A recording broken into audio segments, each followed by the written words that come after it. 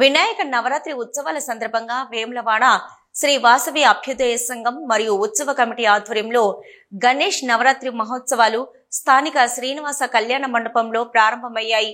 ఈ సందర్భంగా ఉదయం వినాయకుడికి ప్రత్యేక పూజలు నిర్వహించారు.